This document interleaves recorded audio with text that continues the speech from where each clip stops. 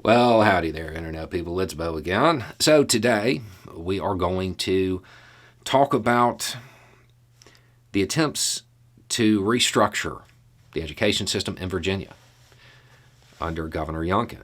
You know, Governor Youngkin, he campaigned on the idea that it was smart to get parents to believe that they had a say in their child's education and then have the state just take it over completely and declare a bunch of subjects off limits and, basically declare anything that the state didn't like as a, thought crime.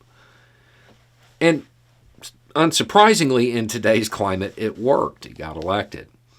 And he has attempted to implement this policy of getting rid of divisive subjects, which, as near as I can tell, includes, mainly history. I guess there's a literature thrown in there as well. And he's pursuing this policy of getting rid of education and establishing a method in which the state, which we all know is always right, can truly shape and mold the minds of young people by denying them access to information.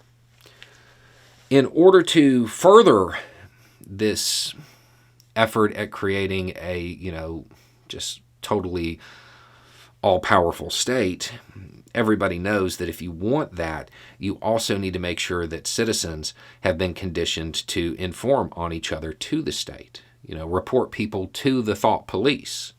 If you want to have thought crime, you got to have the thought police, So he established an email address.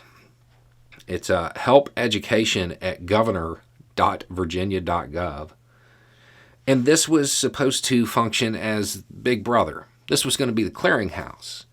If a teacher taught something like American history, you could report them to this email address. And something would happen. I'm not sure what. Drones would show up. I don't know. And the thing is, it's been up a few days, and realistically, he probably would have got away with it too if it weren't for those meddling kids on TikTok. A bunch of TikTokers put out the call to send, let's just say, less than accurate information in large volumes to this email address. This is something that has occurred repeatedly recently because a lot of the policies that state officials are trying to pursue are not really things that would stand up in court. They've relied heavily on farming out the enforcement mechanisms to citizens, trying to get them to turn on their neighbor, to create that all-powerful state.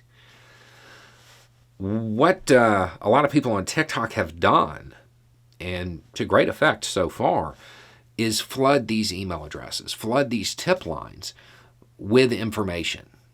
Provide them so much information that they can't possibly go through it and determine what's real and what's not. And in the past, when they've done this, and they have done it quite a few times, the end result is that the government ends up taking down the email address and stop using it because it becomes a burden rather than a tool to make sure that nobody's committing thought crime. People just have to spend too much effort sifting through the information. Now, this type of activism is obviously a temporary fix.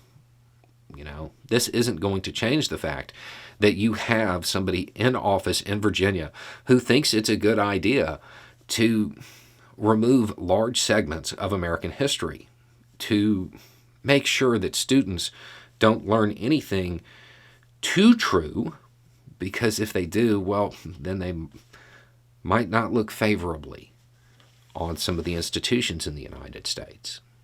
We have to hide our history because we can't be proud of it, I guess.